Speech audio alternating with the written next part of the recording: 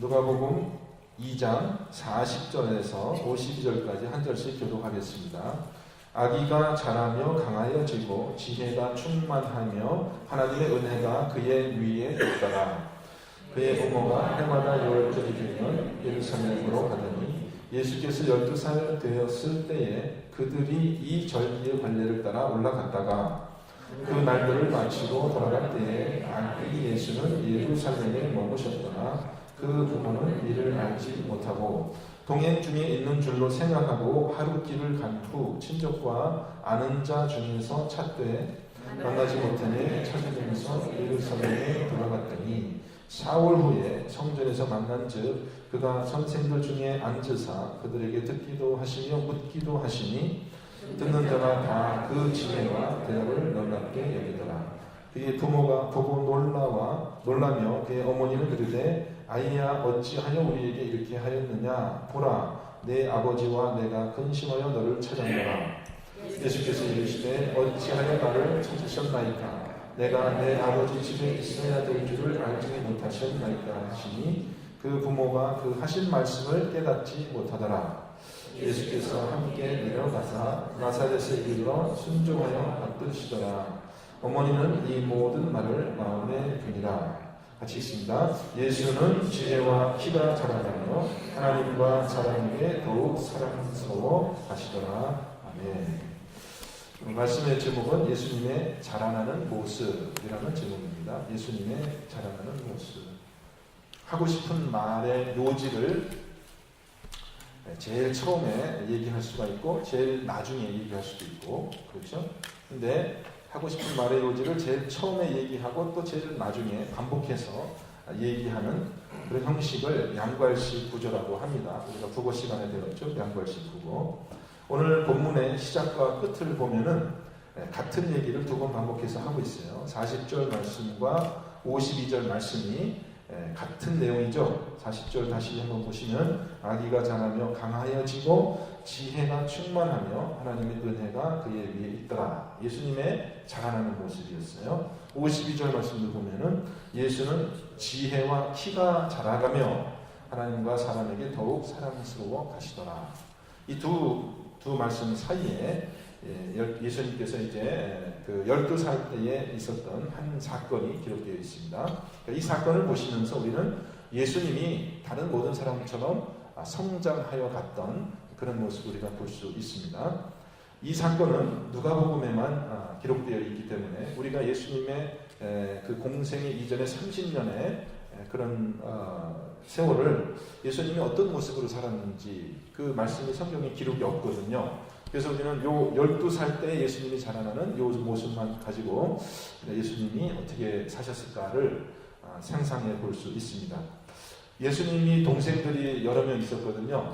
남자 동생도 여러 명 있었고 여자 동생들에 대해서는 언급이 없지만은 동생들하고 이렇게 같이 자라나면서 예수님이 맏형이니까 뭐 이렇게 동생들하고 싸움도 하고 엄마한테 야단도 맞고 그랬는지 어떻게 자랐는지 어땠을 것 같아요. 왠지 예수님은 안 그러셨을 것 같죠.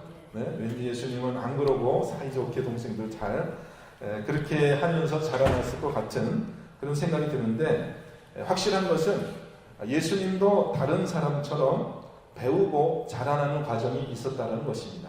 그러니까 엄마한테 엄마, 아빠 말도 배우셔야 됐고요. 숟가락 들은 법도 배우셔야 됐고 옷 입는 법도 배우셔야 됐고 모든 사람처럼 나가고 들어가는 그런 일거수일투족을 다 배우면서 성장 과정을 거쳐서 예수님이 그렇게 자라났다. 이것이 이제 사람이잖아요. 예수님의 신성은 물론 태어나면서부터 예수님의 신성은 완전하셨고 그건 변할 수 없는 것이었지만은 예수님의 인성으로 보자면은 예수님은 다른 모든 사람처럼 배우고 자라나는 그런 과정을 겪었다는 것입니다. 그것이 사람이에요. 사람은 배우는 것이고요, 자라나는 것입니다. 근데 우리 육신의 성장은 어떻습니까? 우리의 육신의 성장은 어느 정도 나이가 되면은 그 성장이 멈추고 그 다음부터는 사실 성장이라고 하기보다는 어떻게 보면은 퇴보, 또 노화 이런 과정이 진행이 됩니다. 그런데 그것은 육신으로서는 그렇지만 우리의 인격과 우리의 신앙은 그렇지 않다라는 것입니다. 우리의 인격과 신앙은 어떻게 돼요? 계속해서 자라나야 되는 것입니다. 우리가 주님 앞에 가는 그날까지 날마다 우리를 변화시키는 그런 과정 속에서 살아가고 계속해서 우리는 배우는 것입니다. 여러분, 뭐 혹시라도 내일 만약에 내가 죽는다 하더라도 오늘 우리가 할 일을 해야 되는 것이고, 오늘 영어 단어 하나라도 배워야 되는 거예요. 내일 쓸모가 없이 될지 모르지만 그게 우리 사람의 사는 모습입니다. 그래서 어떤 사람은 평범과 비범이 어떻게 다른 것이냐 이렇게 정의를 하더라고요. 평범과 비범한 사람은 계속해서 자기를 끊임없이 변화시켜 가는 사람은 비범한 사람이고, 그 성장이 멈춘 사람은 평범한 사람이다. 여러분, 토끼와 거북이의 이야기를 아시지 않습니까? 그죠? 토끼와 거북이의 얘기. 거북이는 천천히 가지만 어떻게 해요? 끊임없이 계속해서 가니까 먼저 도착한 거고, 토끼는 어떻게 가다가 멈춰버린 겁니다. 서버린 겁니다. 쓰니까 결국은 거북이를 지는 그런 일이 있을 수 있다는 것입니다. 여러분, 우리가 얼마나 빨리 성장하느냐는 그건 사실 문제가 아닙니다. 얼마나 빨리, 내가 얼마나 남들보다 더 먼저 가느냐가 중요한 게 아니라 계속해서 객관적으로 자기를 성찰하고 자기의 부족한 점을 변화시켜가는 그 사람은 뛰어난 사람이에요. 반드시 성공할 수 있습니다. 저와 여러분이 육신으로는 그렇게 되지 못하지만, 육신으로는 우리가 이미 벌써 노년이라고 할 수도 있고 이미 중년이라고 할 수도 있어요. 청년의 나이가 지났어요.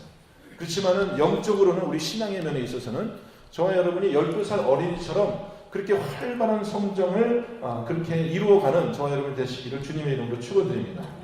제가 요즘에 새벽마다 이 자리에서 기도하면서 전 정말 그렇게 기도해요. 하나님, 제가 12살 그 어린이와 같은 그러한 민감성과 호기심과 활동력을 가지고 주님 앞에 그날을 가는 그날까지 그렇게 살 수 있도록 하나님 해주십시오. 저 이렇게 기도합니다. 네. 제가 이렇게 이룰 수 없는 그런 기적을 제가 바라는 게 아니고요. 육신으로는 우리가 그렇게 살 수 없잖아요. 그렇지만 우리가 기도 안에서 깨어 있다면은 우리가 영적으로는 그런 활동성을 유지할 수 있습니다. 유지할 수 있어요. 여러분, 기도가 얼마나 좋은 건지 모릅니다. 여러분, 제가 기도하면 할수록 있잖아요. 육신이 굉장히 건강해지는 걸 느껴요. 그리고 정신력도요 굉장히 활발해지고 이렇게 날카로운 그런 이성이 생겨납니다. 보통 신앙이 없는 사람들도 그런 걸 알아가지고요, 명상한다 그러고 기도한다 그러고 그러잖아요. 근데 우리는 진리의 말씀을 가지고, 하나님의 말씀을 가지고 성령의 도우심으로 우리가 기도할 때요, 우리에게 말할 수 없는 그런 아주 신기한 일들이 생겨날 수 있습니다. 그래서 우리가 예수님을 본받아서 여러분의 영적인 나이가 12살이 되기를 정말 그렇게 주님의 이름으로 축원드려요. 그렇게 한번 기도해 보세요. 내가 12살 어린이처럼 지금도 모든 현상들을, 이 세상을 호기심을 가지고 바라보면서 그렇게 해야죠.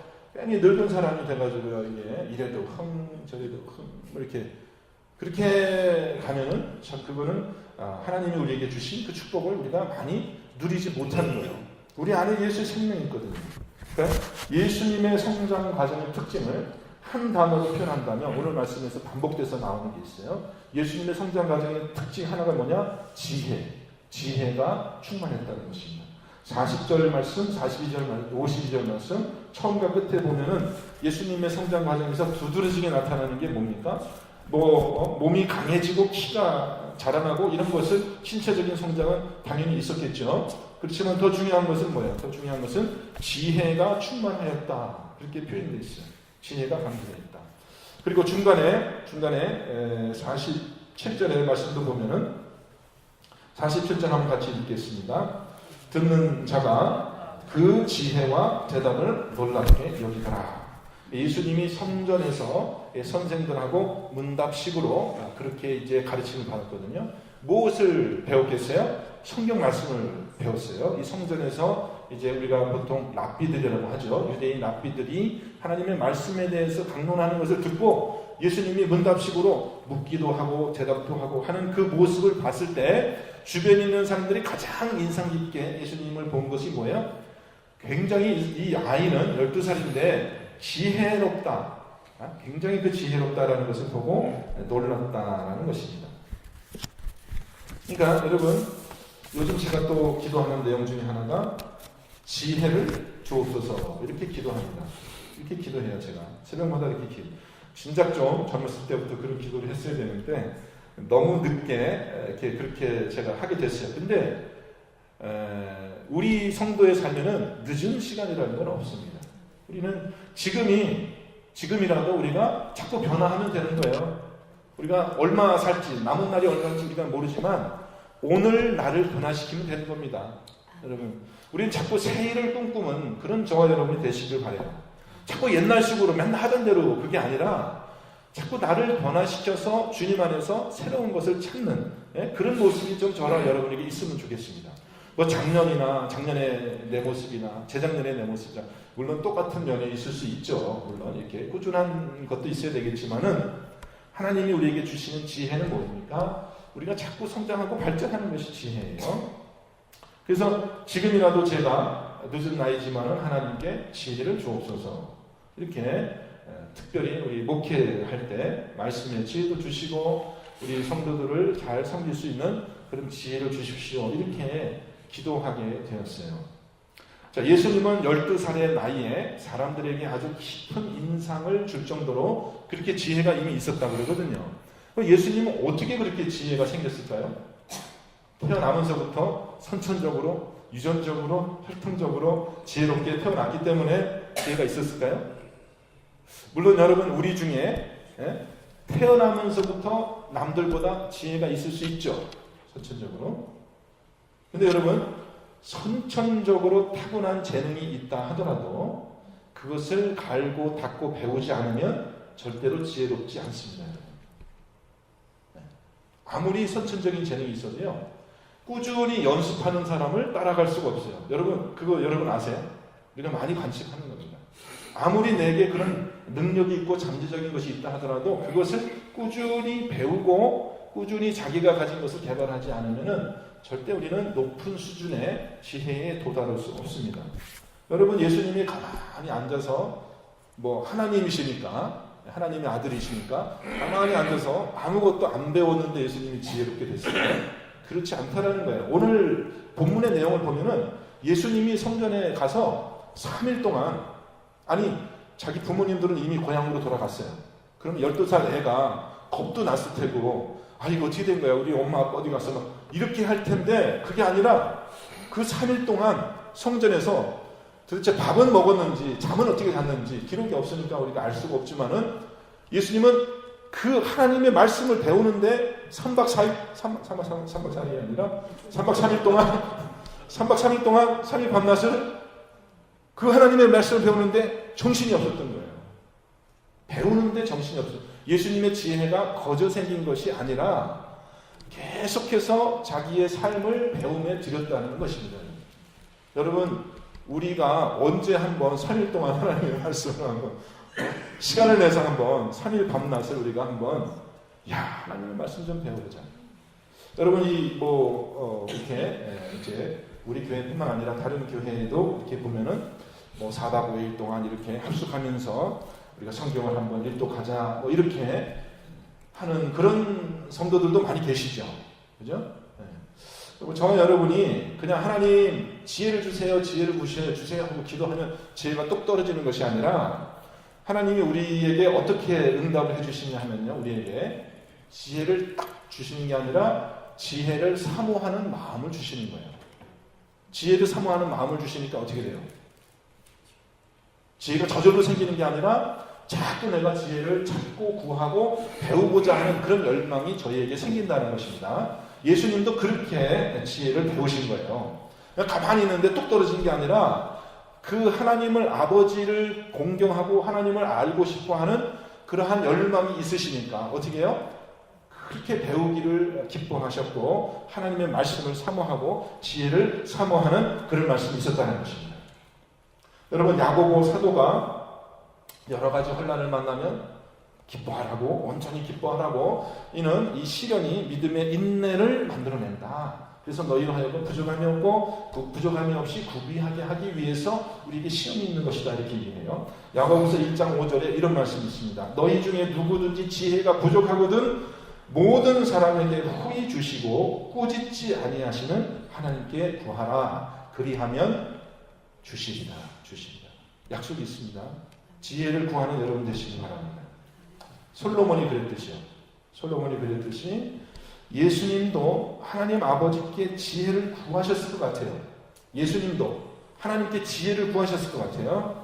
그리고 하나님이 만드신 모든 이 창조 세계를 보면서 하나님, 이게 왜 그렇게 됐어요? 소나무는 왜 저런 색깔이에요? 왜 땅콩은 왜 이런 맛이에요? 하나님 왜 이렇게 만드셨어요? 하나님 이게 무슨 뜻이에요? 하나님께 묻고 또 하나님이 그 기록하여 주신 그 성경의 계시의 말씀을 배우는 것을 예수님이 굉장히 좋아하셨다는 것입니다. 여러분, 그러니까 지혜라는 것은 뭐와 동격이냐 하면은, 지혜라는 것은 지혜를 갈구하는 마음과 동격입니다. 여러분, 잠언이 지혜서잖아요. 잠언 지혜를 보세요. 지혜가 뭐다를 얘기를 안 해줍니다. 지혜는 이런 것이야. 이거를 알면 네가 지혜롭게 돼. 그렇게 얘기를 하지 않습니다. 잠언은 지혜를 가르치는 말인데 거기에 나오는 내용들은 다 어떤 내용이냐 하면요, 지혜를 갈구하라는 거예요. 지혜를 찾으라는 겁니다. 지혜를 찾는 자가 지혜로운 자가 되는 겁니다. 그래서 저와 여러분, 우리 성도, 우리 개인뿐만 아니라 우리 교회가 지혜가 충만한 그런 교회가 되기를 또 바랍니다. 우리 교회가 함께 이 지혜를 갈구하면 참 좋을 것 같습니다. 참 이 지혜와 이 지식의 은사, 우리가 성령의 은사 중에 있잖아요.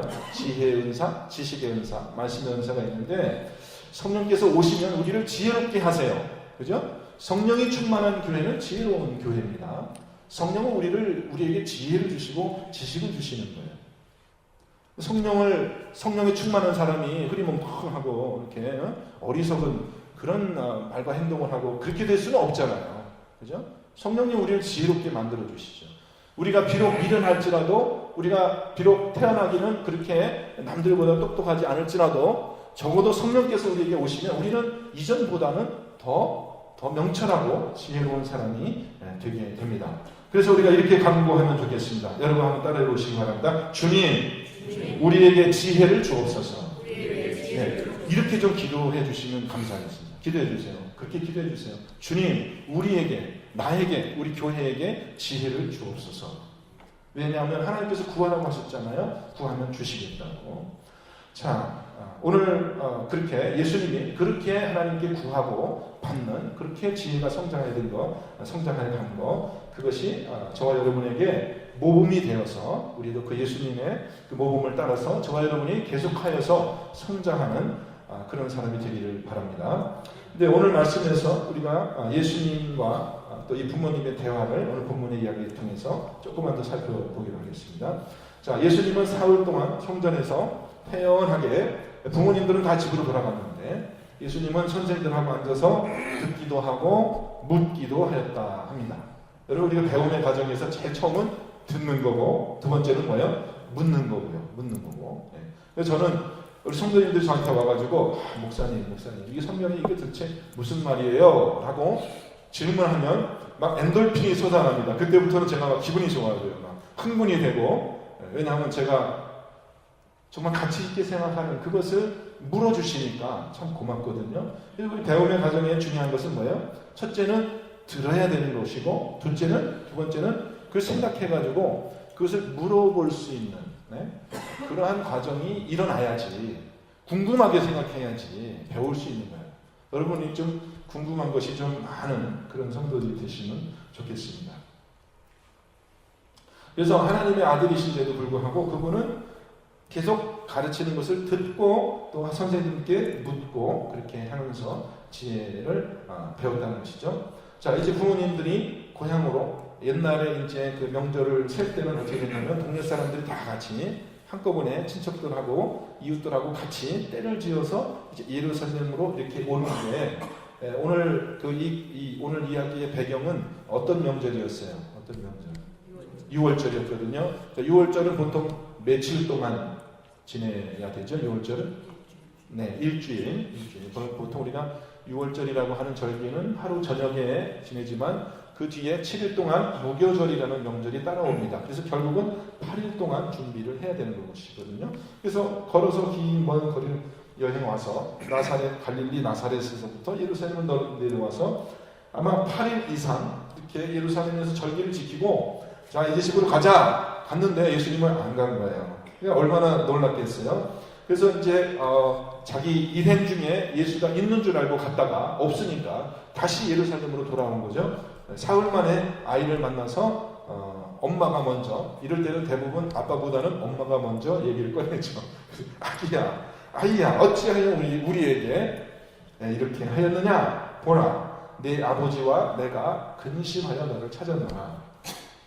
조금 말이 좀 기록이 되어 있으니까 점잖게 이렇게 됐는데 아이고 어머니 마리아가 그렇게 태연하게 얘기했겠어요? 아이고 이놈아 뭐 이렇게 했겠죠. 너 어떻게 된 일이라고 그렇게 했겠죠. 이런 상황에서 예수님이 12살 먹은 어린애지만은 그래도 눈치가 있는 아이라면 어떻게 대답을 해야 됩니까? 일단 엄마의 그 마음을 좀 이해해서 공감해줘야 되잖아요. 어머니 걱정 많으셨어요? 죄송합니다. 이렇게 좀 어머니 그 흥분된 마음을 가라앉히도록 그렇게 여유를 줘야 되는데 12살 아이라서 눈치가 없어서 그랬는지 어땠는지 예수님의 대화 방법이 참 독특합니다. 예수님이 뭐라고 대답해요? 어찌하여 나를 찾으셨나이까? 이게 무슨 말이에요? 엄마가 아기가 없어졌으니까 당연히 찾아야지. 엄마가 자기를 찾아왔는데 어찌하여 왜 나를 찾았습니까? 내가 내 아버지 집에 있어야 될 줄을 알지 못하셨나이까? 그러니까 예수님은 12살 나이에 여러분 12살이라는 나이가 참 의미가 있는 나이예요. 우리가 가만히 보면은 아마 12살이라는 나이라면 어떻게 하면 그 애들의 성장이 가장 빨리 있고요. 또 우리가 보통 어드olescence라고 하죠. 청소년기라고 하죠. 이제 그 어린아이의 티를 벗고 이제 어른으로 넘어가는 그 아주 그런 단계잖아요. 그래서 유대인들이 이제 어린아이들 그 성년식을 하는 나이가 보통 13세 그렇게 되거든요. 성년들 보고. 그러니까 예수님이 12살 때에 성전에서 예수님이 하신 말씀을 보면은 이제 이 예수님은 의식이 굉장히 자라나고 해서 내 아버지가 하나님이시다. 여기가 바로 내 집이다. 이 성전에서 여기가 바로 내 아버지의 집이고 내가 이 땅에 온 목적을 예수님이 이미 인지하고 있었다는 것입니다. 어느 정도요. 물론 30살 되실 때까지는 여전히 평범하게 사셨지만은 12살 되셨을 때 벌써 이 아이에게 그런 지혜가 있었던 것을 우리가 보게 됩니다. 근데 예수님의 그 화법이요. 예수님의 화법이 이미 그 부모님들을 무슨 공경 안 하는 건 아니지만은 마치 부모님들이 자기가 부모님보다 더 그렇게 높은 사람인 것처럼 어찌하여 나를 찾았습니까? 내가 내 아버지 집에 있어야 될 줄을 알지 못합니까? 나도 아는 것을 부모님들은 모르십니까? 이렇게 얘기할 정도로. 근데 그 의미를 그 아이가 말한 의미를 부모님들은 깨닫지 못하였다라고 오늘 본문이 기록하고 있거든요. 그래서 참된 지식은 바로 이 하나님을 아는 지식에서부터 오는 겁니다. 12살 먹은 어린 아이가 어떻게 자기 부모들보다 뛰어난 그런 지식을 갖고 있었느냐, 그런 지혜와 지식이 있었느냐. 물론 하나님의 아들이신 것도 맞지만은 중요한 것은 우리의 근본, 우리 태생, 우리 인생의 근본이 어딘가를 분명히 아는 것이요. 그것이 하나님의 지혜라는 것입니다. 그래서 저와 여러분도 마찬가지예요. 우리도 예수님만이 아니라 우리도 하나님의 아들의 신분을 가진 거거든요. 그래서 요즘에 기도할 때 제가 계속 기도하는 것이 계속 제가 자꾸 잊어버리기 때문에 자꾸 제가 상기하는 것이 뭐냐 하면요. 하나님, 내가 하나님의 자녀고 내가 하나님의 아들로서 지금 하나님 앞에 기도하는 겁니다. 그거를 자꾸 저는 되새깁니다. 기도할 때. 여러분도 좀 그렇게 해보세요. 왜냐하면은 제가 스스로 저를 보니까 하나님을 분명히 내 아버지로 내가 고백을 했는데 막상 하나님께 기도하고 또 하나님과의 관계에 있어서는 그렇게 생각하지 않는 거예요. 그렇게 친밀하게 생각하지 않는 겁니다. 하나님이 나의 기도를 지금 들어주시고 내가 구하는 것은 뭐든지 다 후히 주시는 분이다. 내가 하나님의 뜻대로 구할 때 내 욕심으로 구하는 게 아니라 내가 하나님의 뜻대로 하나님의 나라를 내가 구할 때 하나님이 그 모든 것을 우리에게 주시는 아버지시다라는 그 믿음이 나에게 없는 거예요. 없는 거예요. 그게 우리의 기도의 가장 그 문제점인 것 같아요. 우리가 하나님을 믿지 않는 겁니다. 그분의 선하심과 그분의 우리의 아버지 되심을 우리가 믿지 않는 거예요. 예수님은 12살의 나이에 철저하게 있었어요. 하나님 내 아버지, 저분이 내 아버지. 그 지식이 있으니까요. 그것이 있으니까요. 12살인데도 불구하고 부모들도 알지 못하는 그런 지혜가 있고 또 많은 사람들 놀랍게 하는 그 지식이 있다는 거예요. 여러분, 지혜의 근본은 하나님을 경외하는 것이다. 우리가 이렇게 배웠잖아요. 지혜와 모든 지식의 근본은 뭐예요? 하나님을 아는 거예요. 하나님을 아는 거예요. 근데 하나님을 객관적으로 아는 거는 그것도 필요하지만은 객관적인 하나님은 이런 분이야. 이것도 중요하지만 더 중요한 건 뭐예요? 하나님이 나랑 어떤 관계인가? 하나님이 나에게 어떤 분이신가 아는 거예요. 하나님 내 아버지. 여러분, 그래서 우리의 기도는 그 한마디로 끝날 수 있습니다. 하나님 아버지 한마디로 우리의 기도가 끝날 수 있어요. 우리가 정말 하나님을 내 아버지를 믿는다면 그것이 또 사실이거든요. 믿는다면 우리의 기도는 힘이 있고 우리에게 필요한 모든 지혜가 우리에게 있을 줄 믿습니다. 자, 예수님은 좀 부모님에게 좀 이렇게 버릇없는 이야기를 했지만 그런 것은 우리가 따라하면 안 되고요. 괜히 우리가 교만해져서 우리 그런 것까지 따라하면 안 되고 그런 건 따라하지 않아도 되지만 우리가 정말 지혜를 삼아하고 하나님, 우리 아버지 되신 하나님께 무엇이든지 구하여서 응답받는 그런 자녀의 권세가 여러분에게 있으시기를 주님의 이름으로 축원드리겠습니다. 한번 기도하겠습니다. 하나님, 우리에게 이렇게 참 깊은 은혜와 또 자녀의 권세를 주셨는데 하나님, 우리가 구하지 아니하여서 지금까지 지혜가 부족한 그런 삶을 살았습니다. 그렇지만 하나님, 지금 우리가 회개하고 돌이켜서 하나님, 우리가 다시 구하고 지금이라도 하나님, 우리가 자신을 변화시켜 성장하기를 소원합니다. 12살 먹은 어린애처럼 활발하고 그렇게 동력이 있는 우리가 되게 하여 주옵소서. 영적으로 성장하는 우리 교회, 우리 개인, 우리 교인들이 되게 하여 주옵소서. 주님께서 함께 하여 주실 귀한 은혜를 바랍니다. 예수 그리스도의 이름으로 기도합니다. 아멘.